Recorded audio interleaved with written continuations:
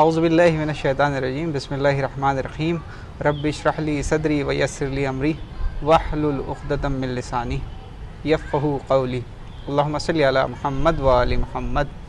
محترم ناظرین، السلام علیکم ورحمۃ اللہ وبرکاتہ۔ میں ہوں آپ کا میزبان سید زین رضوی۔ اس وقت حاضر ہوں ایک خصوصی پروگرام لے کر آپ کی خدمت میں۔ جس طریقے سے انسان کی زندگی میں اولاد کی اہمیت ہوتی ہے، اسی طریقے سے اولاد کی تربیت بھی کچھ معنی رکھتی ہے۔ اسی سلسلے سے ہمارے ساتھ موجود ہیں حجت الاسلام والمسلمین علی جناب مولانا حسنین باقری صاحب، جو اس وقت تربیت اولاد پر ہم سے گفتگو کریں گے اور ہمارے سوالوں کے جواب دیں گے۔ آئیے چلتے ہیں ان کی خدمت میں۔ علیکم السلام ورحمۃ اللہ وبرکاتہ۔ جیسا کہ حالات حاضرہ کو دیکھتے ہوئے آج کل کی جو ماحول میں جو بچوں کی تربیت ہو رہی ہے، کیا ذمہ داری ہے والدین کی کہ کس طریقے سے ان کی تربیت کی جائے؟ اعوذ باللہ من الشیطان الرجیم، بسم اللہ الرحمن الرحیم، الحمد للہ رب العالمین والصلاة والسلام علی النبی وآلہ ولعنۃ اللہ علی اعدائہم۔ اولاً یہ تربیت اولاد کا موضوع ایک انتہائی اہم موضوع ہے اور ضروری موضوع ہے، اور اس کی اہمیت و ضرورت صرف حالات حاضرہ اور آج کے دور ہی میں نہیں بلکہ ہمیشہ سے رہی ہے۔ اور اگر ہم اسلامی تعلیمات کو دیکھیں، جن چیزوں کے اوپر اسلام نے بہت زیادہ زور دیا ہے یا جن چیزوں کی اہمیت کو بہت زیادہ بیان کیا ہے، جن چیزوں کی بہت زیادہ تاکید کی، ان میں سے تربیت اولاد کا موضوع بھی ہے۔ یعنی اس کے اوپر بہت زیادہ زور ہے، چونکہ معاشرے یا سماج کا تعلق بہرحال انسانوں سے ہے، اور انسان جیسی تربیت ہوگی ویسا نکھر کے ابھر کے سامنے آتا ہے۔ لہذا چونکہ ایک اسلام بالخصوص یعنی جو الہی دین ہے، مذہب اہل بیت ہے، یہاں صالح اور بہترین سماج اور معاشرے کو دیکھنا چاہتا ہے، اور جب بہترین سماج اور بہترین معاشرے کو اسلام دیکھنا چاہتا ہے تو اسی بنیاد پر اس سماج کی بہتری کا تعلق انسان کی خود اچھائیوں پر ہے۔ جیسی انسان کی تربیت ہوگی، جیسے انسان کو شروع میں خیال کیا جائے گا، اسی اعتبار سے پھر وہ ابھر کر سامنے آئے گا۔ جب جیسا وہ ہوگا ویسے ہی سماج اس سے متاثر ہوگا، سماج کے اوپر اثر ہوگا۔ اس لیے اسلام میں خود قرآن کریم میں آیات بھی ہیں، اہل بیت علیہ الصلوۃ والسلام کی تعلیمات میں احادیث بھی بہت زیادہ ہیں تربیت اولاد کے حوالے سے، بہت زیادہ روایات ہیں۔ اور ان روایات اور قرآنی آیات کے ساتھ ساتھ سب سے اہم چیز ہمارے لیے خود اہل بیت کی سیرت ہے، یعنی نبی کریم اور ان کا گھرانہ، یعنی امیر المومنین علیہ الصلوۃ والسلام، شہزادی کونین سلام اللہ علیہ، اور اہل بیت کے گھرانے کے ہر فرد یا یہ خاندان، یہ ہمارے لیے آئیڈیل ہے، یہ نمونہ عمل ہے۔ تو انہوں نے جہاں ایک طرف تاکید کی ہے احادیث کے ذریعے سے، وہاں خود عملی طور پر بھی ہمارے سامنے کردار پیش کیا ہے، سیرت پیش کی ہے، نمونہ پیش کیا ہے۔ تربیت اولاد کے بہترین نمونے ہمیں اہل بیت کے گھرانے میں نظر آتے ہیں، اور ہم سے ایک طرف احادیث میں بیان بھی کیا ہے، دوسری طرف کر کے بھی دکھایا ہے۔ یعنی کوئی انسان یہ نہ کہے کہ بھئی ہم ایسے نہیں کر سکتے۔ اہل بیت نے اپنے گھر میں بچوں کی صحیح معنی میں تربیت کر کے دکھائی ہے کیسے تربیت ہوتی ہے، اور یہ بھی قابل غور ہے تمام حالات میں تربیت کر کے بتایا ہے کیسے تربیت۔ تو اولاً خود تربیت اولاد کا موضوع انتہائی اہم موضوع ہے۔ قرآن کریم کی بھی ایک آیت ہے، قوا انفسکم و اہلیکم نارا، یعنی تم اپنے کو اور اپنے گھر والوں کو اور اپنے بچوں کو آتش جہنم سے بچاؤ، محفوظ رکھو۔ یعنی یہ گویا اس حوالے سے بھی ہماری ذمہ داری ہے، تربیت کے سلسلے میں اس کا تعلق یعنی دنیا کی بھی ہمیں فکر کرنا ہے اور آخرت کی بھی فکر کرنا ہے۔ اولاً جہاں تک تربیت کا تعلق ہے، ہم اولاد کو بہرحال اپنا حصہ سمجھتے ہیں، اپنا جز سمجھتے ہیں، اور دوسری طرف دیکھیے یہ ایک حقیقت ہے کہ آج اسلام میں بلکہ حقیقی طور پر شادی کا ایک تصور خود نسل انسانی ہے، نسل انسانی کا آگے بڑھنا ایک بہت بڑا فلسفہ کہ انسانی نسل آگے بڑھے۔ اب انسانی نسل کیسی ہونا چاہیے یہ ایک اہم ہے، یعنی یہی اولاد کیسی ہو۔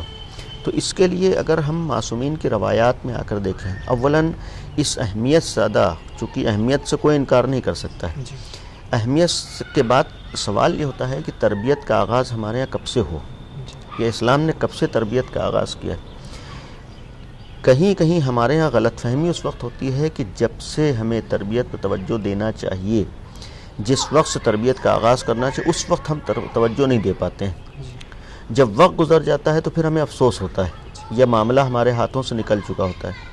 دیکھیے ہر انسان اپنی اولاد کو بہترین اولاد کی شکل میں دیکھنا چاہتا ہے، ہر ماں باپ کی تمنا ہوتی ہے کہ ہماری اولاد نیک ہو، ہماری اولاد اچھی ہو، ہماری اولاد بہترین ہو، یہ ہر ایک انسانی فطرت ہے، توقع رکھتا ہے، چاہتا ہے۔ تو اس کے لیے سوال ہوگا کہ بھائی کب سے ہم تربیت کریں، یہ تربیت کا ہمارے آغاز کب ہو۔ لیکن یہاں پر ایک جملہ یہ بھی عرض کر دوں، جہاں تک تربیت کا تعلق ہے، انسانی تربیت کا مقصد ہرگز، ہم اگر اپنے مذہب کی روشنی میں دیکھیں، ایک مذہب اہل بیت کے عنوان سے، اسلام کی نگاہ سے، اور بلکہ ایک آ جائے کہ انسانی فطرت کے لحاظ سے حقیقی معنی میں تربیت کا تعلق خود دنیا ہی سے صرف نہیں ہے۔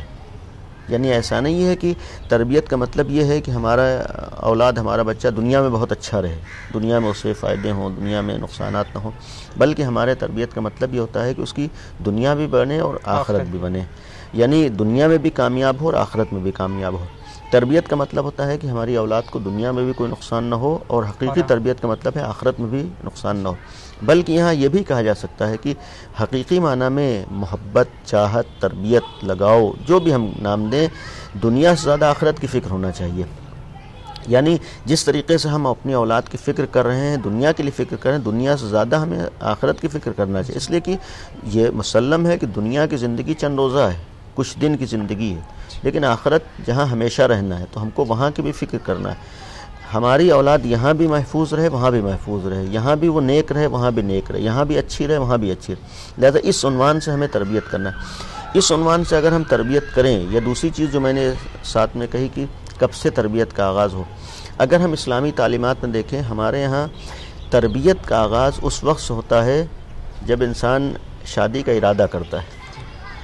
ہو سکتا ہے بہت سے لوگ یہ سوال کریں کہ بھائی اس وقت تربیت سے کیا تعلق، ابھی اولاد نہیں ہے، لیکن واقعاً اگر دیکھیں انسان کی تربیت کا آغاز اسلام نے کہا بھی ہے، سیرت بھی ہمارے سامنے موجود اور ہونا بھی چاہیے، یعنی جس وقت انسان شادی کا ارادہ کر رہا ہے اس وقت سے تربیت کا تصور ذہن میں ہونا چاہیے، یا یہ بھی کہیں کہ اس وقت سے تربیت کا آغاز ہوتا ہے، یعنی کہ ابتدا ہوتی ہے۔ ہاں، یعنی اس کا مطلب کیا ہے کہ چونکہ معاملہ یہ ہے کہ تربیت میں ایک ہوتا ہے کہ اس کو بنانا، ایک ہوتا ہے کہ اس کے اندر خود اثرات کا آنا۔ اب ظاہر سی بات، جو جیسی چیز بن کے آئے گی اس کے بعد پھر اس کو صحیح طور پر نکھارا جا سکتا ہے۔ یعنی ایک ہے نکھارنا بعد میں، اس سے پہلے خود وہ کیسا ہے، خود وہ کیسا ہے، اس کے لیے اس کے اندر ماں باپ دونوں کے اثرات ہوتے ہیں۔ یہ جو میں نے کہا کہ تربیت کا آغاز شادی کے ارادے سے ہوتا ہے، یعنی ماں باپ کا اثر اولاد کے اوپر آتا ہے۔ یعنی تربیت کا جو پہلو ہے، تربیت کا ایک مرحلہ ہے، ایک بنانے سے پہلے خود اس کیسا بنا ہے، یعنی کیسا وجود میں آیا ہے۔ اب اس کے لیے جیسے ماں ہوگی ویسا اولاد کے اوپر ابتدائی اثر ہوگا، جیسے باپ ہوگا ویسے اثر ہوگا۔ تو اس میں اہم کردار کس کا ہوتا ہے، ماں کا ہوتا ہے؟ دیکھیے اہم کردار اولاً دونوں کا ہوتا ہے، ماں کا بھی ہوتا ہے، باپ کا بھی ہوتا ہے، لیکن باپ سے زیادہ ماں کا اثر ہوتا ہے اولاد کے اوپر، کیونکہ اور شاید ایک وجہ ہے کہ ماں باپ کی جہاں بہت زیادہ اہمیت، فضیلت، عظمت اور حقوق بیان ہوا، اس میں باپ سے زیادہ ماں کا حق بیان ہوا ہے، ماں کی فضیلت زیادہ۔ اس کا ایک سبب یہ بھی ہے کہ ماں کا اثر اولاد کے اوپر زیادہ ہوتا ہے باپ کے مقابلے میں، چونکہ یہ بھی ایک حقیقت ہے کہ ماں سے اس کا رابطہ بھی زیادہ رہتا ہے۔ سب سے پہلا ایک مرحلہ 9 مہینے شکم مادر میں رہنا، اس سے اس کے وجود کے اندر وہ ہے، پھر اس کے بعد کم از کم 2 سال غذا کے حوالے سے بھی ماں سے اس کا رابطہ ہے، پھر تربیت میں بھی آغوش تربیت زیادہ تر ماں ہی کے ذریعے ہی اس کی تربیت ہوتی، زیادہ تر اس سے جڑا رہتا، لہذا ماں کے اثرات اولاد میں زیادہ ہوتے ہیں۔ یعنی یہ نہیں کہہ سکتے باپ کے نہیں ہوتے ہیں، باپ کے بھی ہوتے ہیں اور ماں کے بھی اثرات ہوتے ہیں، اور چونکہ اثرات ہوتے ہیں لہٰذا سب سے پہلے مرحلے میں ہم یہ دیکھنا ہے کس کو ہم زندگی کا ساتھی بنا رہے ہیں۔ بسا اوقات یہ ہوتا ہے کہ ایک نوجوان جب اس مرحلے میں آتا ہے شادی کے، تو وہ صرف کبھی کبھی جذبات میں آ کر، جوش میں آ کر قدم اٹھاتا ہے، بعد میں اسے پچھتانا پڑتا ہے، چونکہ شادی کا تعلق کچھ دیر اور کچھ لمحات کے لیے نہیں ہے، یہ شادی خاص چیز کے لیے نہیں ہے، بلکہ شادی کا ایک بہت بڑا فلسفہ، جیسا کہ میں نے ابتدا میں کہا، نسل انسانی سے ہے۔ یعنی ہمیں وہ دیکھنا ہے کہ یہ جو نسل سامنے آ رہی ہے یہ کیسی ہونا چاہیے۔ اب ظاہر سی بات اگر وہ ہماری نگاہوں میں ہو کہ نسل کیسی ہو، تو پھر ہم توجہ دیں گے کہ شریک حیات کیسی ہو۔ ایک مرد کو بھی دیکھنا ہے، ایک عورت کو بھی دیکھنا ہے۔ یہاں پر میں عرض کر دوں، جہاں تک شادی کا معاملہ ہے، اولاً ہمارے ہاں بہت سے تصورات جو شاید صحیح بھی نہ ہوں وہ ہمارے ہاں پائے جاتے ہیں، اور وہی تصورات سبب بنتے ہیں شادی میں رکاوٹ کا۔ یعنی ہم لوگ آج شادی میں رکاوٹ اپنی طرف سے بنائی ہوئی چیزوں کو سمجھتے ہیں یا جن چیزوں کو ہم لوگ بنیاد بناتے ہیں شادی کے لیے، اس کی وجہ سے ہمارے یہاں شادیاں دیر میں ہوتی ہیں، شادیاں تاخیر، جبکہ اسلام کا حکم، اسلام کی تعلیمات یہ ہے کہ شادی وقت پہ ہونا چاہیے، شادی جلدی ہونا چاہیے۔ خود اہل بیت کی سیرت ہمارے سامنے موجود، اہل بیت نے جو بھی عمل کیا وہی عمل کیا جو اچھا تھا، بہترین عمل تھا۔ ان کے یہاں وقت پہ شادیاں ہوئیں تو وقت پہ شادی ہونا چاہیے، ٹائم پہ شادی ہونا چاہیے۔ البتہ یہ ایک الگ موضوع ہے، باقاعدہ اس کے اوپر بھی گفتگو ہوتی رہتی، ہونا چاہیے کہ شادی کب ہونا چاہیے۔ لیکن جہاں تک شادی میں رکاوٹیں بنتی، ہم لوگ جو معیار بناتے ہیں شادی کے لیے وہ کیا ہوتے ہیں اور واقعی معیار کیا ہونا چاہیے؟ معمولاً شادی میں جو معیار بنتا ہے وہ دنیاوی چیزیں بنتی ہیں، اور اسی بنیاد پر بعد میں پریشانیاں بھی آتی ہیں۔ مثلا ہم یہ دیکھتے ہیں کہیں بھی جائیے، ایک بہت بڑی جو رکاوٹ ہے کہ اس کے پاس آمدنی کتنی ہے، کماتا کیا ہے۔ یہ ایک لڑکوں کے ذہنوں میں یہی رہتا ہے کہ بھئی ہم کچھ کرنے لگیں تو ہم شادی کریں گے، یہی لڑکی والوں کے ذہن میں ہوتا ہے کہ بھئی لڑکے کی انکم کتنی ہے، آمدنی، جبکہ یہ غلط تصور ہے۔ اولاً اس میں یہ یقین رہنا چاہیے کہ جہاں تک زندگی چلانے کا معاملہ ہے، رزق و روزی کا معاملہ ہے، تو اللہ رازق ہے، ہم نہیں رازق ہیں۔ اور پھر اللہ نے اس سلسلے میں وعدہ کیا ہے، ہمیں اس کے اوپر بھروسہ، اپنی طرف سے آدمی محنت کرے، اپنی طرف سے کوتاہی نہ کر، دینے والا اللہ ہے۔ تو اولاً اس چیز کو رکاوٹ سمجھنا ہی نہیں چاہیے، اس چیز کو بنیاد نہ بنانا چاہیے۔ یا دنیاوی اعتبار سے مثلا اس کے پاس منصب کیا ہے، عہدہ کیا ہے، کاروبار کیا ہے، یا شکل و صورت کیسی، یہ ساری چیزیں بنیاد بنتی، جبکہ یہ واقعی معیار نہیں ہے، یہ واقعی بنیاد نہیں ہے۔ یعنی شادی کے لیے ضروری نہیں ہے کہ اس کے پاس دنیاوی چیزیں مہیا، دنیاوی چیزیں، ہاں دنیاوی چیزیں آتی جاتی رہتی ہیں، دنیاوی چیزوں کوئی اعتبار نہیں۔ اور پھر اگر شادی کا تعلق نسل انسانی سے ہے، آنے والی اولاد سے ہے، جو ایک بہت بڑا فلسفہ، تو پھر ہمیں یہ بھی سوچنا چاہیے کہ ہم جن چیزوں کو معیار بنا رہے ہیں ان چیزوں کا اثر اولاد پہ کتنا پڑے گا۔ یعنی کہنے کا مقصد یہ ہے کہ ہم لوگوں کو شادی کرتے وقت یا رشتہ ڈھونڈتے وقت، رشتہ کرتے وقت یہ دیکھنا چاہیے کہ ہم ایسی چیز کو سامنے والے میں دیکھیں جس کا اثر اولاد پر پڑے، اولاد، ہاں نسلوں تک۔ اس میں بہترین چیز ایک کردار ہے، اس میں بہترین چیز ایمان ہے، اس میں بہترین چیز دین ہے۔ ظاہر سی بات چاہے لڑکا ہو یا لڑکی ہو، اگر اس کے پاس دین ہے، اگر اس کے پاس مذہب ہے، اگر اس کے پاس ولایت ہے، اگر اس کے پاس شریعت ہے، تو پھر اس کا اثر اولاد پر جائے گا۔ لیکن اگر یہ ساری چیزیں نہ ہوں، دنیاوی ساری چیزیں ہوں، تو ضروری نہیں کہ وہ چیزیں اولاد تک جائیں۔ مثلا ضروری ہے کہ اس کی انکم بہت زیادہ ہے، پیسہ بہت زیادہ ہے، لیکن ضروری نہیں کہ اولاد تک پیسہ پہنچ جائے، لازم نہیں ہے۔ لیکن اگر اس کے پاس دین اور ایمان ہوگا، مذہب ہوگا، ولایت ہوگی، جیسے آج ہمارے ولایت کی بہت زیادہ اہمیت ہے۔ اصل ولایت کا امتحان تو اس وقت ہوتا ہے کہ ہمیں یہ دیکھنا چاہیے کہ سامنے والے کے پاس کتنی ولایت ہے، سامنے والا کتنا اہل بیت کی معرفت رکھتا ہے۔ اور بالخصوص عورت کی طرف سے تو یہ زیادہ توجہ ہونا چاہیے، یا عورت کے سلسلے میں، کہ ہم کسی بھی خاتون کی طرف جا رہے ہیں، لڑکی کی طرف جا رہے ہیں، تو یہ دیکھیں کہ اس کے پاس کتنا دین ہے، چونکہ یہی اولاد کی تربیت کرنے والی ہے۔ اور پھر اگر ہم سیرت اہل بیت میں دیکھیں، جیسا بھی آپ نے سوال کیا اثر کی بات، باپ کے بھی اثرات ہوتے ہیں لیکن ماں کے اثرات زیادہ ہوتے ہیں۔ اس کا ایک نمونہ خود مولا متقیان کا ایک جملہ ہے جو ہم لوگ معمولاً سنتے ہیں۔ یہ جملہ اس چیز کا بھی پیغام ہے کہ اثرات آتے ہیں، لہذا ہمیں توجہ رکھنا چاہیے۔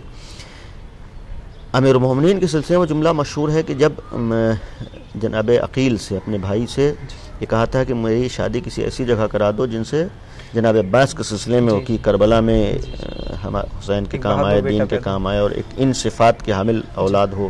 یہاں پر بعض موقع میں نے ایک جملہ عرض کیا کہ اگر ہم دیکھیں تو امام علی نے یہ تمنا فرمائی ہے، امیر المومنین نے، اور بہرحال اتنا یقین ہے کہ اگر جناب عقیل نسب شناس تھے، نسب کا علم تھا، تو جناب عقیل سے زیادہ امام علی کو علم ہے، یقیناً علم ہے۔ تو جب علم ہے تو پھر جناب عقیل سے کیوں کہا؟ شاید اس کی ایک وجہ یہ ہو کہ یہ تمنا کر کے آنے والی نسلوں کو پیغام دینا تھا، ہم لوگوں کو بتانا تھا۔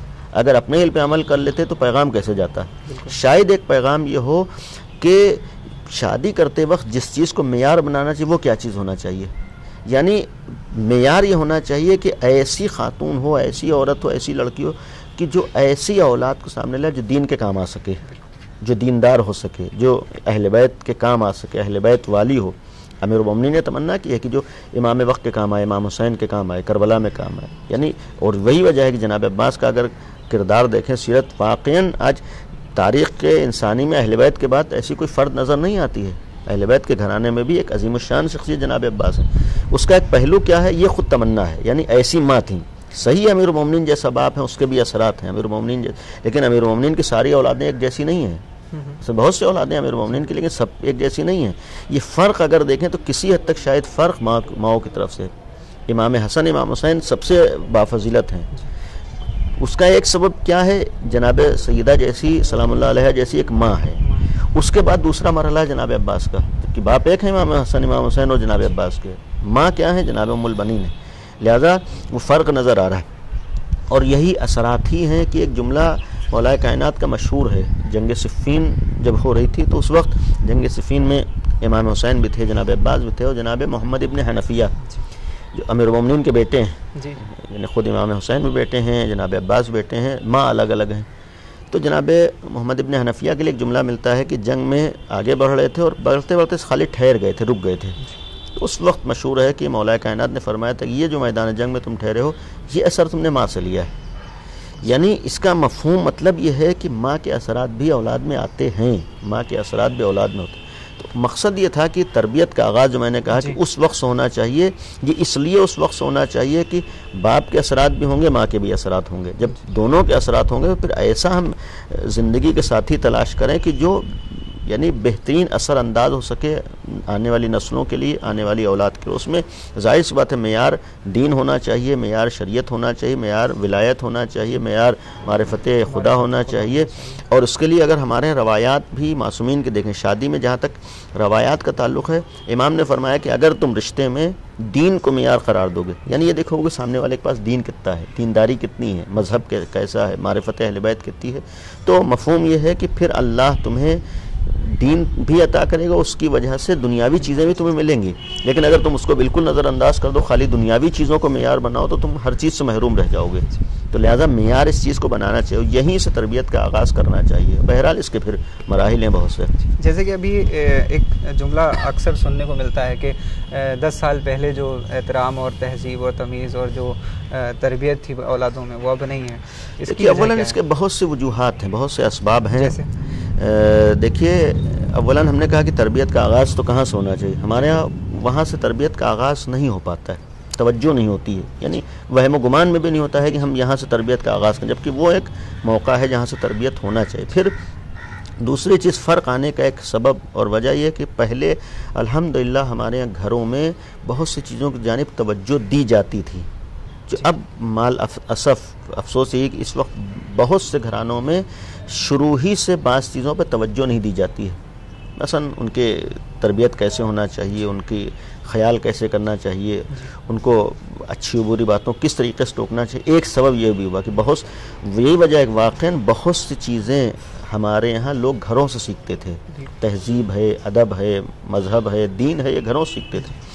اور اس میں جو چیز سبب بنی ہے، آج کا جو ترقی یافتہ زمانہ ہے، اس میں بعض چیزیں ہم تک پہنچیں، لیکن ان چیزوں کا مس یوز سبب بنا ہے کہ آج یہ نتائج ہمارے سامنے آ رہے ہیں.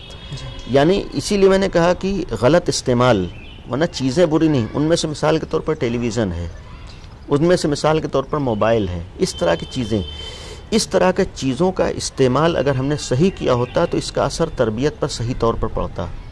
ان چیزوں کا استعمال ہم صحیح طور پر نہیں کر پائے.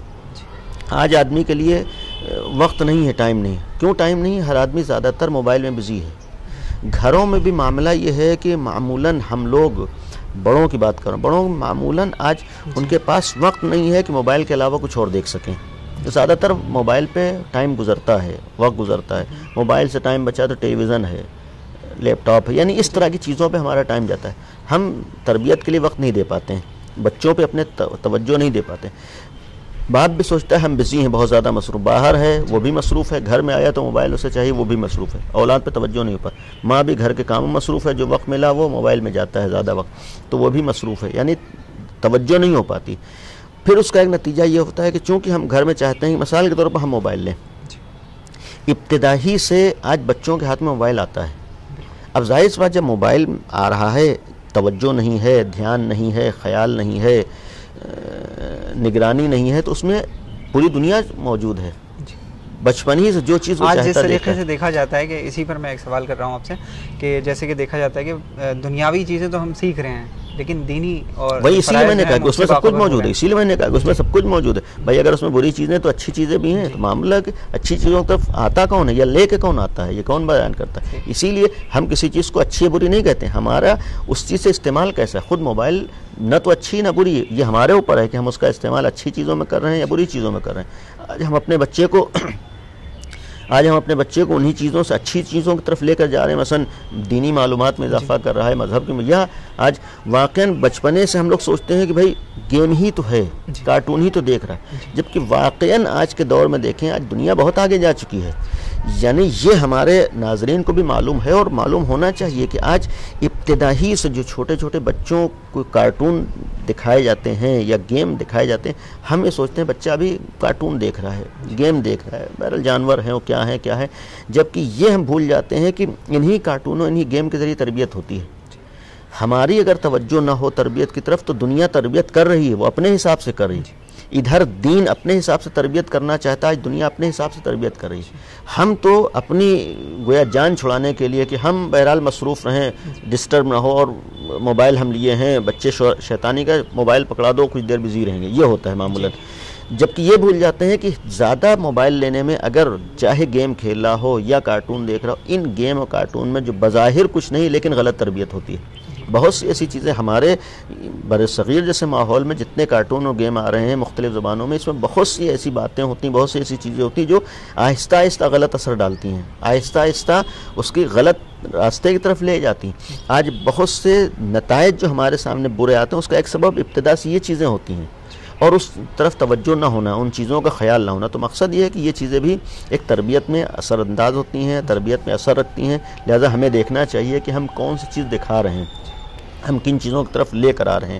اب انہی چیزوں کی طرف لے کر آنے میں، ان چیزوں کو دکھانے میں، مثلا موبائل ہی میں آج سب کچھ موجود ہے، لیکن ہم لوگ کتنی دیر یہ خیال کرتے ہیں کہ ہمارا بچہ اس سے مذہبی معلومات حاصل کرے، اس سے قرآن پڑھے، اس سے دوسری چیزیں۔ اور دوسری چیز جہاں تک تربیت کا معاملہ ہے، دیکھیے تربیت اہم ہے، ہونا چاہیے، لیکن تربیت ایک تو کی جاتی ہے، ایک تو تربیت ہوتی ہے۔ جیسے مثال کے طور پر بھئی ہم نے کہا کہ موبائل اگر ہم دے رہے ہیں تو تربیت ہو رہی ہے، وہ جو کارٹون دیکھ رہا ہے اس سے اس کی خود بخود تربیت ہو رہی ہے، وہ جو گیم کھیل رہا ہے، آج یہ بھی یقین ہے جو گیم کھیل رہا ہے اس گیم سے بھی اس کی تربیت بھی ہو رہی ہے، یعنی خالی وہ وقت نہیں دے رہا ہے بلکہ اس کی تربیت کے ساتھ ساتھ آج ہمارے جو اسکولوں میں ہم لوگ بھیجتے ہیں، ہم یہ چاہتے ہیں کہ اچھے سے اچھے اسکول میں اس کا ایڈمیشن ہو جائے، بہت اچھی چیز ہے، اچھے سے اچھے اسکول میں ایڈمیشن ہونا چاہیے، لیکن یہ یاد رہے کہ کہیں بھی ہمارا بچہ جاتا ہے صرف پڑھنے نہیں جا رہا ہے بلکہ وہاں تربیت بھی حاصل کر رہا ہے۔ جیسے ماحول میں ہم بھیجیں گے ویسے اس کی تربیت ہوگی، یعنی ان جگہوں پر بھی اس کی تربیت ہوتی۔ ہم اپنے بچے کو محلے میں بچوں کے ساتھ کھیلنے کے لیے بھیج رہے ہیں، خالی بچہ ٹائم نہیں پاس کر رہا، خالی بچہ کھیلنے کے لیے نہیں جا رہا ہے بلکہ اس کھیلنے کے ساتھ ساتھ بچے کی تربیت بھی ہو رہی ہے۔ جیسے ماحول میں ہم نے بھیجا ہے ویسے اس کی تربیت ہوگی، جیسے بچوں کے ساتھ اس کی دوستی ہے ویسے اس کی تربیت ہوگی۔ اسی طریقے سے تربیت کا ایک مرحلہ خود ہمارے گھر کے اندر ہوتا ہے، یعنی ہم لوگ آج خالی کہنے سے تربیت نہیں ہوتی بلکہ بہت سی چیزیں بچہ دیکھ کے تربیت یافتہ ہوتا ہے، بہت سی چیزیں دیکھ کے تربیت کو سیکھتا ہے۔ ہم یہ چاہ رہے ہیں مثلاً بچہ اپنے بڑوں کا احترام کرے، ہم خود اگر باپ ہو کر، ہم گھر کے بزرگ ہو کر اپنے بزرگوں کا احترام کریں گے تو ہمارا بچہ بڑوں کا احترام سیکھے گا، لیکن ہم احترام نہیں کریں گے تو آسانی سے نہیں سیکھے گا۔ ہم مثال کے طور پر میاں بیوی کے رشتے میں ہمارے روز لڑائی جھگڑے ہوں، اب چاہیں کہ بچے آپس میں نہ لڑیں، نہیں ہو سکتا ہے، اس کا اثر بچوں اوپر پڑے گا۔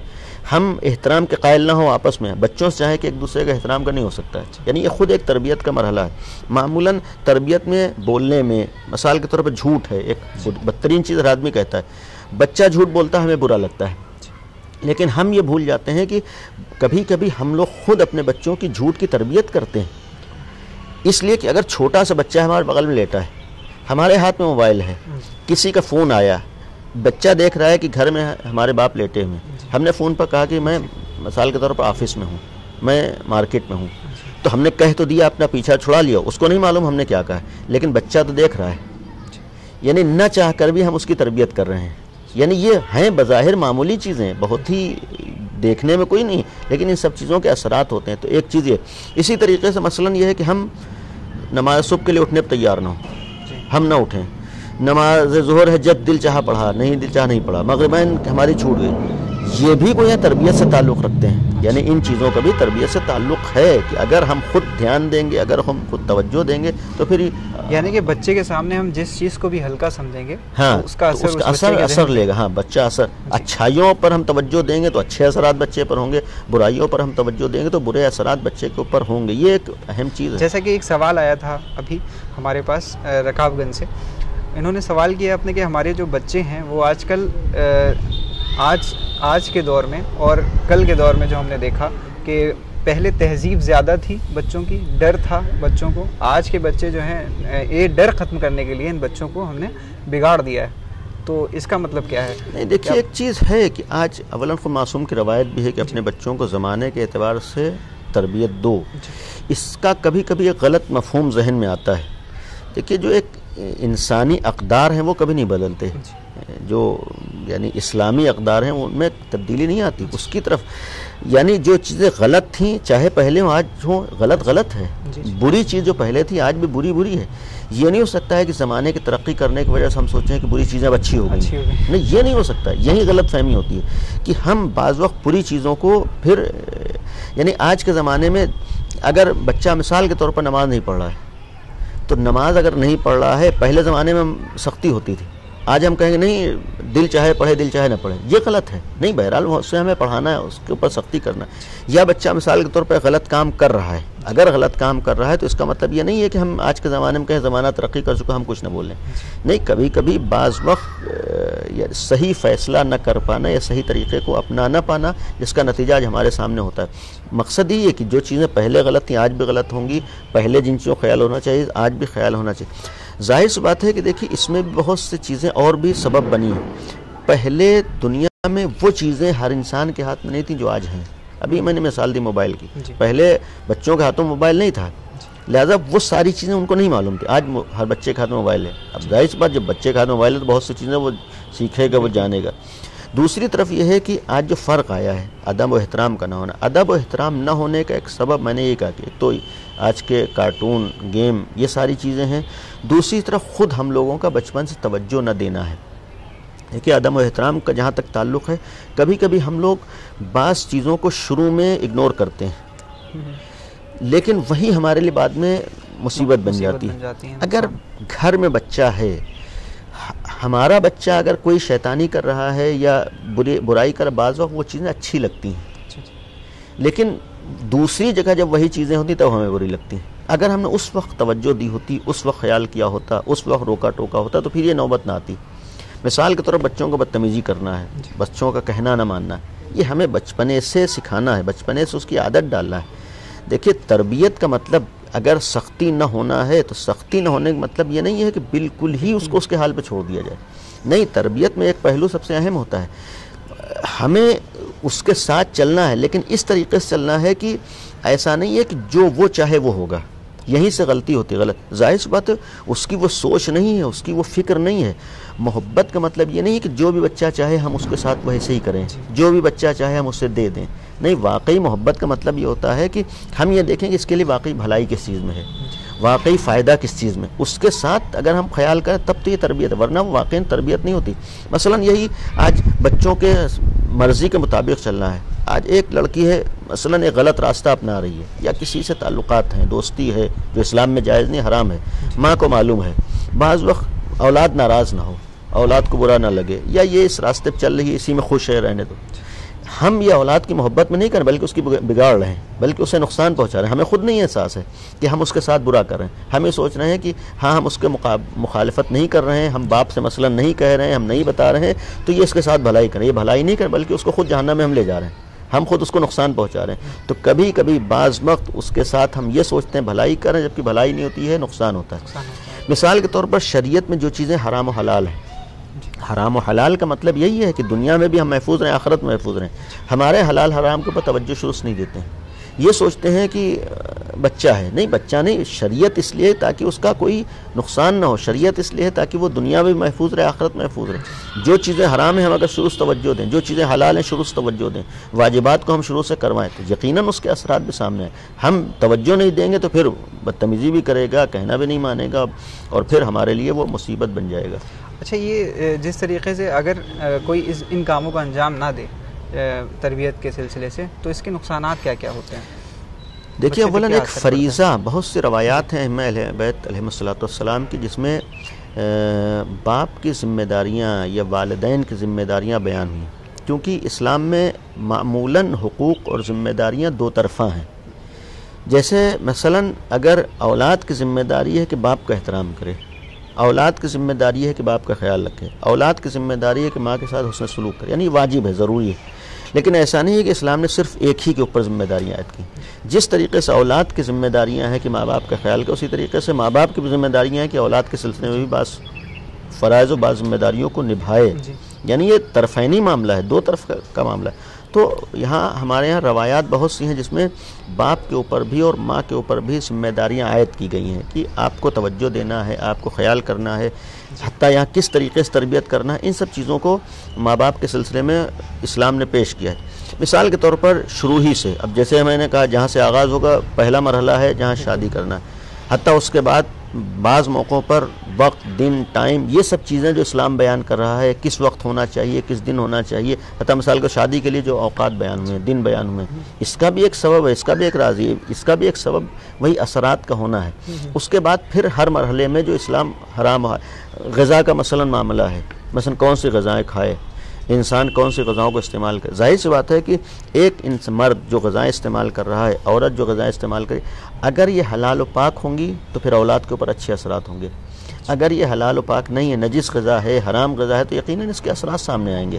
یعنی صرف ایک ہی چیز نہیں ہے کہ ہاں ہم کھا رہے ہیں ہمارے اوپر اثر ہو، نہیں، اس کا اثر تو ہمارے ساتھ ساتھ ہماری اولاد کے اوپر. تو ایک تو غذا کے اثرات بھی ہوتے ہیں. دوسرے یہ ہے کہ دنیا میں آنے کے بعد اب بچپنے ہی سے ہے ہم نے جو گھر کا ماحول بنایا، ایک جو ذمہ داری روایات نے بیان کی اثرات کے اعتبار سے بھی اس کا اثرات سے بھی اس کا تعلق مثلا نام کے سلسلے میں ہے. حالانکہ آج کل زمانہ یہ ہے کہ ہر آدمی چاہتا ہے کہ بالکل ہی نیا نام ہونا چاہیے. اسلامک حساب سے جو نام رکھے جائیں اس میں کیا وہی عرض کر رہا ہوں کہ اسلام نے خود نام بھی متعدد روایات ہیں کہ ماں باپ کی ذمہ داریوں میں سے ایک ذمہ داری اچھا نام رکھنا ہے. یعنی بہت سے روایات ہیں، نام کا بھی اثر پڑتا ہے. ہاں، چونکہ نام کا بھی اثر ہوتا ہے. باقاعدہ ایک دو نہیں متعدد روایتیں ہیں کہ مثلا باپ کی ذمہ داری ہے، ماں کی ذمہ داری ہے، والدین کے حقوق میں سے ایک حق یہ ہے کہ اولاد کا اچھا نام رکھے، ان کی ذمہ داریوں میں سے ایک ذمہ داری کہ اچھا نام رکھے. حالانکہ آج کل کیا ہوتا ہے کہ ہم لوگ سوچتے ہیں اچھا نام ہونا چاہیے، ہم لوگ سوچتے ہیں کہ ایسا نام ہو کہ کسی کا نام نہ ہو. معمولاً ذہنوں میں ہوتا ہے کہ ایسا نام ہو جو خاندان میں کسی کا نہ ہو. جبکہ یہ سوچنا چاہیے کہ بھائی نیا نام اثر نہیں ڈالتا ہے بلکہ اچھا نام اثر ڈالتا ہے.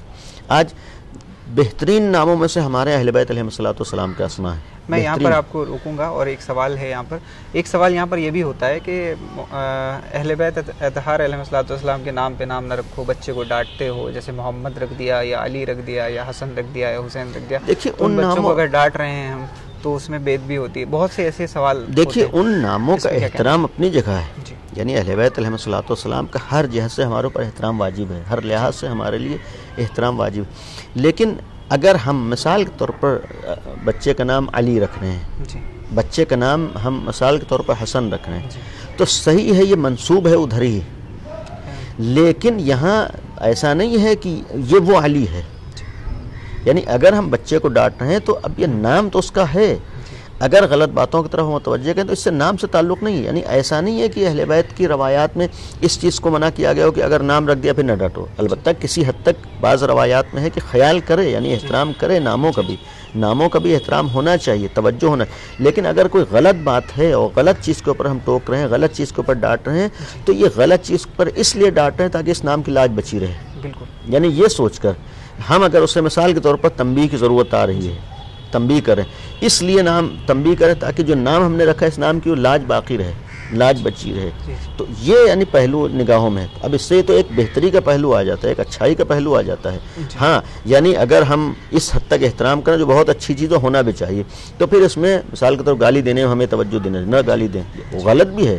یعنی بچے کو گالی دینا یہ غلط ہے، اسلام کے خلاف ہے. تربیت کرنا غلط نہیں ہے، اس کی غلط باتوں کو بٹ ڈانٹنا غلط نہیں ہے. ہاں، یہ بیجا غصہ اتارنا یہ غلط ہے. ہاں، اس وقت خیال ہو کہ اس کا نام تو یہ ہم نے یہ رکھا ہے، جس وقت بیجا ہم ناراض ہوں اس وقت خیال کرنا چاہیے. لیکن اس کی بھلائی میں اس کے نام کی لاج رکھنے کے لیے اگر ہم اس کی تنبیہ کر رہے ہیں، اس کو ڈانٹ رہے ہیں، تو یہ صحیح ہے. چونکہ اس میں پہلو یہ آئے گا کہ ہماری اولاد مثال کے طور پر اہل بیت کی چاہنے والی، اس کا نام ہم نے وہ نام رکھا ہے، تو یہ نام کی عظمت اور نام کی اہمیت باقی رہے. یہ وہ کام کرے جو اس نام کے لائق ہوں، ایسا کوئی کام نہ کرے جو اس نام کے لائق نہیں ہے. لہذا تربیت کے حوالے سے اگر بات کی جائے تو کس طریقے سے نصیحت کی جائے بچوں کو؟ کیا طریقہ ہونا چاہیے؟ کیا طریقہ اختیار کریں والدین؟ کہنا بعض چیزیں بہت آسان ہوتا ہے، لیکن عملاً واقعاً بعض چیزیں سخت ہیں. انہی سخت کاموں میں سے آج کے دور میں بچوں کی تربیت کرنا ہے. یعنی بچوں کی تربیت آسان ہے. اگر اب تک کی ہم گفتگو کو دیکھیں، تربیت کے لیے وہی جو اسلام کے بتائے ہوئے قوانین اگر ہم ان کا خیال کریں تو تربیت ہو سکتی ہے۔ اس میں دیکھیے میں نے اشارتاً ایک بات بھی کہی تھی کہ اولاً تربیت سے تعلق ہمارا خالی اس کی دنیا نہ ہو، دنیا اور آخرت دونوں ہو، تب ہم اسی اعتبار سے توجہ دیں۔ مثال کے طور پر کسی کا واقعہ مشہور ہے، کسی نے سوال کر لیا کہ آج کے زمانے میں نماز کے لیے بچے کو اٹھاتے ہیں، بچہ نہیں اٹھتا ہے، تو کیا کریں، کیسے بچے کو اٹھائیں؟ تو سامنے والے نے ایک سوال کیا ماں سے کہ مثال کے طور پر اگر گھر میں آگ لگی ہو تو بچے کو کیسے اٹھاؤ گی؟ صحیح بات ہے، یعنی اگر گھر میں آگ لگی ہو تو بچے کو کیسے اٹھائیں گے؟ جیسے بھی ہوگا اٹھائیں گے، کیوں؟ ذہن میں یہ رہے گا کہ آگ میں جل نہ جائے۔ تو یہاں پر اگر یہ خیال ہے کہ آگ میں نہ جل جائے، یہ خیال ہونا چاہیے کہ جس طریقے سے دنیا کی آگ کا خیال ہے اس سے زیادہ آخرت کی آگ کا خیال ہو، چونکہ ہماری نگاہوں میں وہ چیز نہیں ہوتی ہے، یعنی آخرت کی سختیاں، آخرت کے عذاب، آخرت کا آتش جہنم نگاہوں میں نہیں ہے، لہٰذا ہم نہیں توجہ دیتے ہیں۔ اسی لیے ہم نے کہا کہ اگر ہماری نگاہوں میں بچے کی دنیا بھی ہو اور آخرت بھی ہو تب تربیت کرنا آسان ہوتا ہے، یعنی آخرت کو ہم بھلا نہ دیں، آخرت کو فراموش نہ کر دیں، یعنی ہمیں بچے کی زیادہ توجہ آخرت پہ ہونا چاہیے، ہمیں زیادہ فکر اس کی آخرت کی ہونا چاہیے، یعنی ہم ایسی تربیت کریں کہ آخرت میں بھی وہ کامیاب رہے۔ اور اسی لیے جو پیغمبر کی ایک مشہور حدیث ہے، الجنت تحت اقدام امہاتکم، یعنی جنت تمہاری ماؤں کے قدموں کے نیچے، اس کا ایک مفہوم ہمارے ہاں بیان ہوتا ہے کہ اولاد کو ماں کا زیادہ خیال کرنا چاہیے، جنت حاصل کرنا ہے تو ماں کی خدمت، ٹھیک ہے، یہ ایک پہلو ہے کہ ماں کا خیال کرے، زیادہ باپ کا بھی ہے، ان کا احترام کرے، ان کی توہین نہ کرے، ان کو تکلیف نہ پہنچائے، انہیں اذیت نہ پہنچائے، ان کے حقوق ادا کریں، یہ ساری چیزیں اپنی جگہ ہیں اس حدیث میں۔ لیکن اس حدیث کا ایک مفہوم یہ بھی ہے کہ جنت ماؤں کے قدموں کے نیچے، یعنی اللہ نے جنت کا اختیار ماں کو دیا ہے، یعنی اگر ماں چاہے تو اولاد کو جنتی بنا دے، یعنی ایسی تربیت کرے اس طریقے سے، چونکہ اس وقت اللہ نے ماں کے اختیار میں دیا ہے جس وقت وہ کچھ نہیں ہے، جیسی نیو رکھی جائے گی، جیسی بنیاد رکھی جائے گی، ویسے ہی تو اس کے اوپر عمارت کرے، ویسے ہی تو پھر سامنے چیزیں آتی ہیں، لہذا وہ ایک مرحلہ ہے۔ تو تربیت کے سلسلے میں جو یہ سوال ہے کہ خیال کرنا، دنیا اور آخرت دونوں کا خیال کرنا، اسی طریقے سے واجبات و حرام کا بھی ہمیں خیال کرنا چاہیے۔ مثال کے طور پر اگر 9 سال میں لڑکی کے اوپر نماز واجب ہے تو پھر ہم سے زیادہ ہمدرد ہمارا خدا ہے، یہ نہیں ہے کہ اس تکلیف ہو رہی، نہیں، ہمیں 9 سال میں نماز روزہ واجب ہے تو ہمیں خیال، اللہ نے حکم دیا ہے، 9 سال میں پردہ واجب ہے، یعنی ہم ہمدردی کا اظہار، بیجا ہمدردی کا اظہار نہ کریں، بلکہ دیکھیں کہ اللہ ہم سے زیادہ ہمدرد ہے، جو اس نے کہا ہے وہ ہمدردی میں کہا ہے۔ اسی طریقے سے اگر اسلام کہہ رہا ہے کہ مثلا 15 سال میں جو 3 علامتوں میں سے آخری علامت 15 سال ہے، بالغ ہوتا ہے لڑکا، لیکن 15 سال سے پہلے جس وقت اسلام کہہ رہا ہے کہ خیال ہونا چاہیے نماز کا، مثلاً 6 سال سے نماز کی طرف توجہ تاکید کی گئی ہے، یعنی ضرور پڑھوائے، خیال کرے، یعنی اس وقت سے ہم توجہ دیں، اس کا تعلق یعنی یہیں سے تربیت سے، یعنی ان باریکیوں کی طرف۔ سوال یہاں پر یہ تھا کہ جس طریقے سے بچے شیطانی وغیرہ کرتے ہیں اور ان کو نصیحت کیسے کی جائے، ان کے اوپر سختی کیسے کی جائے، کچھ کا یہ کہنا ہوتا ہے کہ اگر ہم سختی کرتے ہیں تو کیسے سختی کریں، زیادہ سختی کریں یا کم سختی، تو اس میں بچہ کہیں ڈسٹرب نہ ہو جائے۔ دیکھیے سختی کا مطلب یہ نہیں ہے کہ اولا مارنا پیٹنا، یہ خود اسلام میں نہیں ہے، ایسا نہیں ہے کہ اسلام کہتا ہے مارو پیٹو، بعض مرحلے آتے ہیں جہاں پر اس کی تربیت کے لیے، اس کی بھلائی کے لیے کسی حد تک تنبیہ کی ضرورت اس حد تک کی جائے، ورنہ اس کے بعد بعض موقع پہ حرام میں ہو جاتا ہے، یعنی بیجا اگر ہم اس سلسلے میں سختی کریں تو صحیح نہیں ہے، مار پیٹ بھی غلط ہے، لیکن ایسا نہیں ہے کہ سختی کا مطلب بالکل ہی ہم اس کو اس کے حال پر چھوڑ دیں، جیسا میں نے ابتدا میں کہا، یہ بھی غلط ہے، جو چاہے وہ کرے، بدتمیزی کر رہا ہم نہیں بولیں گے، نماز نہیں پڑھ رہا ہم نہیں بولیں گے، حرام کام کر رہا ہم نہیں بولیں گے، جھوٹ بول رہا ہم نہیں بولیں گے، جو چیز کرے یہ غلط ہے، یعنی سختی کا مطلب یہ نہیں ہے کہ ہر جگہوں پر یہ ہوتا ہے کہ بچہ بہت زیادہ شرارت کرتا ہے تو ماں باپ، والدین یا والدہ یا والد اس کو پیٹنے لگتے ہیں یا اس کے اوپر پٹائی کر دیتے ہیں یا اس کو مرغا بنا دیا یا اپ ڈاؤن کرا دیا، تو کچھ ایسا ہوتا ہے کہ وہ بچہ اس میں نروس ہو جاتا ہے۔ کہ ہر چیز کا انداز ہونا چاہیے، طریقہ ہونا چاہیے، تربیت کا بھی اسلام نے طریقہ بتایا۔ اولاً اگر ہم شروع سے خیال کریں، ابتدا ہی سے ہم توجہ دیں تو پھر یہ نوبت بھی نہیں پاتی کہ ہمیں یہ برتاؤ کرنا پڑے، یعنی یہ برتاؤ اس وقت کرنا پڑتا ہے کہ جب شروع میں ہم نے توجہ نہیں دی، اور پھر یہ ایک پہلو بیان کرنا البتہ سخت ہے لیکن ایک حقیقت ہے کہ بعض جگہوں پر جب ہمیں غصہ آتا ہے بچے کی حرکتوں پر، بچے کے کاموں کے اوپر، جو ہمیں برا لگتا ہے، لیکن اس وقت ہم یہ دھیان نہیں دیتے ہیں، توجہ، شاید آج یہ نوبت آئی ہے ہماری وجہ سے ہو، جی کہیں نہ کہیں ذمہ دار ہم خود ہوتے ہیں۔ ہاں، یعنی اس میں اکثر یہی ہوتا ہے کہ ہماری وجہ سے یہ ہو رہا ہے۔ چونکہ ہماری وجہ سے ہو رہا ہے، ہم اپنی غلطی ماننے پر تیار نہیں ہوتے، ہم اس کو غصہ دکھاتے ہیں، اس کو پیٹتے ہیں، اس کے ساتھ وہ اگر آج بدتمیز نکلا تو ایسا تو نہیں کہ ہم نے شروع میں جب توجہ دینا چاہیے تب، جیسے میں نے ابتدائی میں کہا تھا کہ جس وقت سے تربیت کا خیال ہونا چاہیے اس وقت ہم نہ کریں، بعد میں چاہیں کہ تربیت کا نہیں ہو سکتا ہے۔ جس وقت ہمیں توجہ دینا چاہیے اس وقت ہم توجہ نہ دیں بعد میں۔ تو کبھی کبھی یہ جو نوبتیں آتی ہیں ہمیں دشوار لگتا ہے، ہمیں سخت لگتا ہے۔ یہ سخت اس لیے لگتا ہے کہ جب ٹائم تھا ہم نے توجہ نہیں دی۔ تو ٹائم کا مطلب یہی ہے کہ دیکھیے ابتدا سے کہا کہ جب شادی کریں اس وقت خیال کریں اس کا تعلق تربیت سے ہے، کیسے سے ہم شادی کریں گے کیسی تربیت ہوگی۔ دوسرا یہ ہے کہ کھانے پینے پر بھی آدمی توجہ دے، اپنے اعمال کے اوپر توجہ دے، اپنے کاموں کے اوپر توجہ دے، ہم کیا کر رہے ہیں ہمارا اثر بچے پر آ رہا ہے۔ ہمارے سامنے بچہ جھوٹ بولتا ہے ہمیں برا لگتا ہے، ہم یہ بھول جاتے ہیں کہ بچپنے سے ہم اس کے سامنے کتنا جھوٹ بولیں، یعنی ہم بھی اس کے اوپر اپنے اوپر کنٹرول کریں۔ ہم غلط کریں گے تو بچہ اس کا، یعنی دیکھیے معمولاً اگر گھروں میں مشاہدہ کیا ہو بہت سی چیزیں بچہ کہنے سے نہیں کرتا ہے بلکہ دیکھ کے کرتا ہے، ابتدا سے بہت سی چیزیں دیکھ کے کرتا ہے۔ جیسا ہم اس کے سامنے کردار پیش کریں ویسا وہ کرے گا۔ مثال کے طور پر ماں باپ کے احترام کی بات آئے، ہم اگر شروع سے بچپنے سے اس کے سامنے ماں باپ کے احترام کا نمونہ پیش کریں، مثلا خود ہم اپنے ماں باپ کا احترام کرتے ہوں جو کرنا چاہیے، ظاہر سی بات اس کا اثر اولاد کے اوپر ہوگا۔ ہم اپنے اطراف میں اپنے ساتھ والوں کے ساتھ اچھے انداز سے پیش ہیں، اس کا اثر اولاد کے اوپر ہوگا۔ تو مقصد یہ ہے کہ یہ جو ایک سختی کا موقع آتا ہے، سختی کا موقع بسا اوقات اس لیے آتا ہے کہ ہم نے اس ٹائم توجہ نہیں دی ہے جس کا نتیجہ ہمیں بھگتنا ہے جو ہمارے سامنے آ رہا ہے۔ دوسرا یہ ہے کہ سختی کرتے وقت بھی یہ سوچنا چاہیے کہ ہمیں اس کی بھلائی کی فکر ہے، اس کے لیے ہم سختی کریں، لہذا جب اس کے لیے ہم سختی کریں تو پھر اسی کے اعتبار سے ہونا چاہیے، اپنے اعتبار سے نہ ہونا چاہیے۔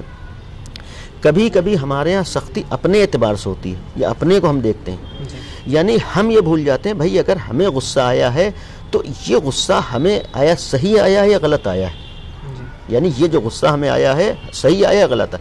اگر صحیح غصہ آیا ہے تو اس غصے کے نتیجے میں ہمیں کیسے پیش آنا چاہیے تھا۔ ایسا نہیں ہے کہ اگر ہمیں غصہ آ گیا تو جیسے چاہیں ہم اس کے ساتھ پیش آئیں، بھائی اس سامنے والے کو بھی تو دیکھیں، اس کا عمر کیا ہے، سن کیا ہے، اس نے جو کام کیا ہے کس بنیاد پر کیا ہے، کس لیے کیا ہے۔ تو تربیت میں ان چیزوں کو بھی اگر ہم ساتھ میں رکھیں کہ بھائی جب پیش آ رہے ہیں تو پھر خیال کریں، بعض باتوں کی طرف توجہ دیں، اپنے طرف بھی دیکھیں اس کی طرف بھی دیکھیں، اس کی باتیں سننے کے اوپر تیار ہوں، اس کے لیے گھر کا ماحول ہم ویسا بنائیں، باریکیوں کی جانب ہم توجہ دیں، تو یہ چیزیں اثر انداز۔ مثال کے طور پر ہمارے معمولاً توجہ نہیں تھی، اس کا بھی تعلق تربیتی۔ اسلام یہ کہتا ہے کہ مثلاً جب بچے 5-6 سال کے ہو جائیں اس وقت سے دونوں کو بستر الگ کر دو، یعنی اس کا تعلق خود ایک تربیت سے ہے، یہیں سے تربیت ہو رہی ہے۔ اگر ہم شروع سے ان باریکیوں کی طرف توجہ دے رہے ہیں تو یہ تربیت کر رہے ہیں، لیکن اگر ہم وہی نہیں توجہ دے رہے ہیں یا یہ ہے کہ بچپن ہی سے، مثال کے طور پر اسلام نے شدت سے نامحرم کو دیکھنے سے محرام کہا ہے، عورت کے لیے مرد کا دیکھنا صحیح نہیں، مرد کے لیے عورت کا دیکھنا صحیح نہیں۔ یہ شروع سے بچے کو ہم سکھائیں، ہم بتائیں بھائی نامحرم کا دیکھنا، محرم نامحرم اوپلن ہوتا کون ہے، کیا کرنا ہے، کیسے، انہی چیزوں کی طرف توجہ دیں۔ ایک سوال اور آتا ہے کہ بچوں کے لیے وہ باتیں نہیں کہی جاتی ہیں، اس میں شرم آتی ہے والدین کو کہتے ہوئے کہ جو غلط ہیں، جیسے کہ ابھی آپ نے کہا کہ ہم یہ فرق بتائیں کہ محرم کو نامحرم کا دیکھنا، دیکھیں جب ضرورت ہو اس ضرورت کے وقت بتانا ضروری ہے، یعنی شرم اسلام میں جہاں ضرورت ہو وہاں شرم نہیں ہے، بھائی جہاں اس کو ضرورت ہے کہ ہم متوجہ کریں۔ مثال کے طور پر ایک بلوغ کی منزل میں لڑکی پہنچ رہی ہے، بلوغ کی منزل میں لڑکا پہنچ رہا ہے، اب ہمارے اوپر لازم ہے کہ ہم اسے غسل کا طریقہ بتائیں، اسے متوجہ کریں، یہاں شرم نہیں ہو سکتی، یہاں بہرحال اس کی بھلائی اسی میں ہے، اس کو محفوظ رکھنا اسی میں ہے۔ تو ہر چیز میں شرم کے لیے دیکھنا، شرم ہے لیکن کہاں پہ شرم ہونا چاہیے، آیا واجبات میں شرم ہونا چاہیے یا جو اسلام نے جن جگہوں پر شرم کے لیے کہا ہے، جس وقت ہمارے ٹی وی چل رہا ہے یعنی نامناسب تصویریں آ رہی ہیں وہ شرم کا موقع ہے، یہ مناسب نہیں ہے کہ ہاں پورا گھر ساتھ بیٹھ کر وہ تصویریں دیکھے۔ آج جو ہمارے فلمیں آتی ہیں، آج جو ہمارے گھروں میں سیریل گھروں میں چلتے ہیں اس میں مناسب نہیں تھی، یہاں شرم ہونا چاہیے کہ ہاں بیٹی بیٹھی ہوئی ہے، بہو بیٹھی ہوئی ہے، ماں بھی بیٹھی ہوئی ہیں، دوسرے نامحرم بیٹھے ہم اس کے سامنے شان سے دیکھیں، اس وقت ہمیں خیال نہیں ہوتا ہے. لیکن جب شریعت کی بات آتی ہے، جب اسلام کی بات آتی ہے، وہاں ہم سوچنے شرم آ رہی. نہیں، یہ اسلام سیکھنا، اسلامی تعلیمات پر عمل کرنا، یہ جہاں پر جس چیز ضرورت ہے بتانا چاہیے وہاں بتانا چاہیے، جس جانب متوجہ کرنا چاہیے اس وقت متوجہ کرنا چاہیے. یہ نہ ہو کہ جب ٹائم گزر جائے تب ہم بتائیں گے. بہت سے احکام، مثال کے طور پر انسان کے بلوغ کے بعد بعض چیزیں واجب ہوتی ہیں. اب جو چیزیں واجب ہوتی ہیں یا تو ہم اس کے لیے موقع فراہم کریں کہ وہ سیکھے، یا کوئی ایسی چیز اس کے لیے مہیا کریں وہ سیکھے، یا ہم بتائیں. یعنی یہ نہیں ہو سکتا ہے کہ ہم اس میں شرمائیں گے. آج ایک اور سوال ہے کہ آج کے دور میں یہ ہو گیا ہے کہ دینی تعلیم سے لوگ دور ہو رہے ہیں، بچے دور ہو رہے ہیں. کہ معمولاً ہے دین کو اہمیت تو یعنی عملاً دیکھیں نہیں ہے، یعنی دین کو اہمیت. والدین کی کیا ذمہ داری ہے؟ والدین کے اوپر تو واجب ہے، یعنی دین سے آشنا کرنا. جیسے ابھی ذمہ داریوں میں سے بیان ہوا تھا، مثال کے طور پر بہت سے روایات میں ہے کہ قرآن کی تعلیم دے، یعنی قرآن سکھانا یہ ماں باپ کی ذمہ داریوں میں سے ہے. دین سے آشنا کرنا یہ ماں باپ کی ذمہ داریوں میں سے، مذہب سے آشنا کرنا ہے ماں باپ کی ذمہ داری. یعنی ایک مرحلہ ہے کہ جس وقت کچھ نہیں ہے، بچپن سے سکھانا تو ماں باپ کا کام ہے. دیکھیے دینی تعلیم سے مراد ایک عالم دین بنا دینا، عالم دین بنا دینا یہ ذمہ داری نہیں ہے کہ ہر انسان جو اپنی اولاد کو عالم دین بنا دے، نہیں. لیکن ایک ہے کہ عالم دین بنانا، ایک ہے دین سے آشنا کرنا. دینی تعلیم سے مراد دین سے آشنا کرنا، مذہب سے آشنا کرنا، یہ ہر ماں باپ کی اپنے اولاد کے سلسلے میں ذمہ داری ہے. واجبات اسے پتہ ہوں، جس حد تک معرفت ضروری ہے وہ اسے بتائی جائے، ان چیزوں سے آشنا کیا جائے جسے ہم ابتدائی معلومات کہتے ہیں. یہ ایک ذمہ داری، اس کو اہمیت دینا چاہیے. ہم اگر اچھے سے اچھے اسکول میں ایڈمیشن کرا رہے ہیں، ٹھیک ہے، آج کے زمانے کی ضرورت ہے کہ بہترین اسکول میں اس کا ایڈمیشن ہو، پڑھے، بہت ضروری ہے، ہونا چاہیے، ہر فیلڈ میں آ گیا.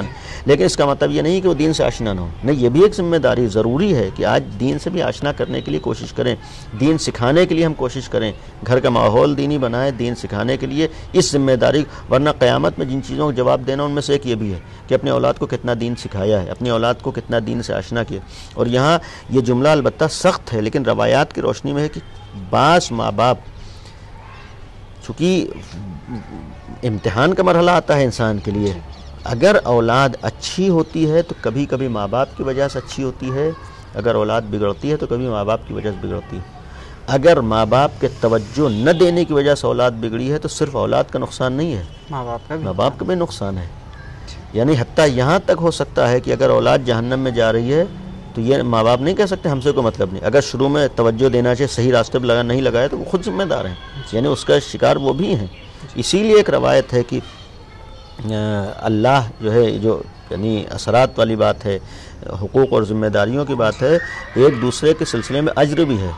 اگر ذمہ داریوں کو پورا کیا ہے تو اولاد کی ہر اچھائی ماں باپ کے نامہ اعمال میں بھی لکھی جاتی ہے. وہ ہے کہ جو چیزیں ہمیشہ انسان کے کام آتی ہیں، ثواب جاریہ جو کہی جاتی ہیں، اس میں سے نیک اور صالح اولاد بھی ہے. یعنی اگر ماں باپ نے اچھی تربیت کی ہے، اچھے انداز سے پالا ہے، ذمہ داریوں کو نبھایا ہے، خیال کیا ہے، اب اس کے بعد جتنے بھی اچھے کام وہ کرے گی وہ خود بھی ثواب کا مستحق ہوگی، اس کا بھی فائدہ ہوگا اور ماں باپ کو بھی ثواب ملے گا، ان کا بھی فائدہ ہوگا. جب یہ چیز ہے تو برعکس بھی ہے. یعنی اگر تربیت کی طرف اولاد بگڑی ہے تو پھر اولاد ہی نقصان نہیں اٹھائے گی، عذاب کا شکار نہیں ہوگا، وہی ماں باپ کی طرف بھی پلٹے گا. یہ یعنی اثر ہے دونوں چیزوں میں، صرف فائدے ہی میں ہم شریک نہیں بلکہ ہم نقصان میں بھی شریک ہوں گے. ایک سوال اور آخر میں ہم چاہیں گے کہ اس پروگرام کی مناسبت سے آپ مومنین کو، والدین کو کیا پیغام دینا چاہیں گے؟ کہ اولاً موضوع بہت اہم ہے، اب تک بہت سی باتیں اس حوالے سے بیان ہوئیں، اور یہ بھی کہہ سکتا ہوں کہ ماں باپ کا بہت بڑا امتحان ہوتا ہے، اور خاص کر آج کے دور میں ایک بہت بڑا امتحان ہے اولاد کی تربیت کرنا. یعنی شاید بعض دوسرے کام آسان ہوں اس دور میں کرنا، لیکن اولاد کی تربیت کرنا چونکہ ایک مجبوری یہ بھی آ گئی کہ سب کچھ ہمارے اختیار میں نہیں ہے. یعنی دنیا جس طرف جا رہی ہے اس میں سب کچھ ماں باپ کے اختیار میں نہیں ہے. لہٰذا ایسی صورت میں سب سے پہلے کوشش یہ ہو کہ اولاً ہم تربیت کو توجہ دیں، جس وقت سے توجہ دینا چاہیے اس وقت سے توجہ دیں. ہمیں اللہ کی خوشنودی کا خیال ہو، اللہ سے مدد طلب کریں، ہم خوشنودی اہل بیت کے لیے کام کریں تو انشاءاللہ یہ کام آسان ہو جاتا ہے، اور انشاءاللہ ہمارے ہاں ویسا سماج سامنے آ سکتا ہے تربیت ہی کے نتیجے میں کہ جو بہترین سماج کہا جاتا ہے، جو شان سے کہہ سکے کہ ہم اہل بیت والے ہیں، علی والے ہیں، ہم آل محمد والے ہیں. اور یہ انسان کے کردار اور سیرت ہی سے پتہ چلتا ہے. یعنی اگر ہم شان سے کہتے ہیں کہ ہم امیر المومنین والے ہیں، علی کے شیعہ ہیں، تو پھر کوشش ہے کہ گھر میں اس انداز سے تربیت کریں کہ عمل بھی گواہی دے رہا ہو کہ ہاں ہم امیر المومنین چاہنے والے. تو یہ توجہ دیں، انشاءاللہ اپنی طرف سے کوشش کرنے کے بعد مدد کرنے والا خداوند عالم ہے. اور جہاں تک اثرات کی بات ہو، اگر ہم اپنی پوری کوشش کریں تو اثرات بھی اچھے ہوتے ہیں انشاءاللہ. آج برا ماحول ہے، آج سختیاں ہیں، لیکن سختیوں میں کوئی چیز ناممکن نہیں ہے. اس لیے ناممکن ہے، ناممکن وہاں ہوتا ہے جہاں پر اللہ جیسی ذات ہمارے ساتھ نہ ہوتی، اللہ جیسی ذات کے ہم بندے نہ ہوتے. جب اللہ جیسی ذات جس کے ہاں کوئی چیز ناممکن نہیں ہے، تو آج تربیت بھی ناممکن نہیں ہے. شرط ہے کہ ہم توجہ دیں، اور اس وقت سے توجہ دیں جب دینا چاہیے، اس وقت سے ہم خیال کریں جب خیال کرنا چاہیے. انشاءاللہ ہم اللہ کی بارگاہ میں بھی اجر کے مستحق قرار پائیں گے، اور اس کے اثرات دنیا اور آخرت دونوں میں ہمارے سامنے آئیں گے. بہت بہت شکریہ آغا، آپ نے وقت دیا ہمیں. بہرحال شکریہ آپ کا کہ آپ لوگوں نے بھی ایک بہترین موضوعات کو سامنے رکھ کر گفتگو کی ہے. دعا خداوند عالم سے آخر میں یہی ہے کہ ہماری اس گفتگو کو مفید قرار دے، اور انشاءاللہ ہم لوگوں کو تعلیمات اہل بیت پر عمل کرنے کی توفیق عنایت فرمائے. اگر اجازت دی تو یہ بھی عرض کر دوں کہ اس طرح کے موضوعات ہوتے رہنا چاہیے، بیان ہوتے رہنا چاہیے. ناظرین سے بھی گزارش ہے کہ ان چیزوں کو ہم توجہ دیں، آج کے زمانے میں سنیں، اور اس طرح کے موضوعات پر گفتگو میں اگر سوالات وغیرہ ہوں تو وہ سوالات وغیرہ بھی آپ لوگوں تک پہنچائیں، تاکہ دوسرے پروگراموں میں دوسرے افراد کے ذریعے سے جو پروگرام ہوتے ہیں، نشستیں ہوتی ہیں، اس میں ان سوالات کو بھی سامنے رکھ کر گفتگو ہو سکے انشاءاللہ. شکریہ، بہت بہت شکریہ. تو یہ تھے ناظرین حجت الاسلام والمسلمین علی جناب مولانا سید حسنین باقری صاحب، جو کہ اس وقت ہمارے ساتھ تربیت اولاد پر بات کر رہے تھے. آقا نے بہت سے سوالوں کے جواب دیے ہیں، اور جس سے کہ آپ اس میں اپنے زندگی میں اس کو عمل میں لائیں اور اس سے فائدہ اٹھائیں، اپنی اولاد کی تربیت کریں اچھے سے. اسی کے ساتھ اپنے میزبان زین رضی کو دیے اجازت. پھر ملوں گا ایک نئی شخصیت کے ساتھ، ایک نئی ٹاپک کے ساتھ. والسلام علیکم ورحمۃ اللہ وبرکاتہ.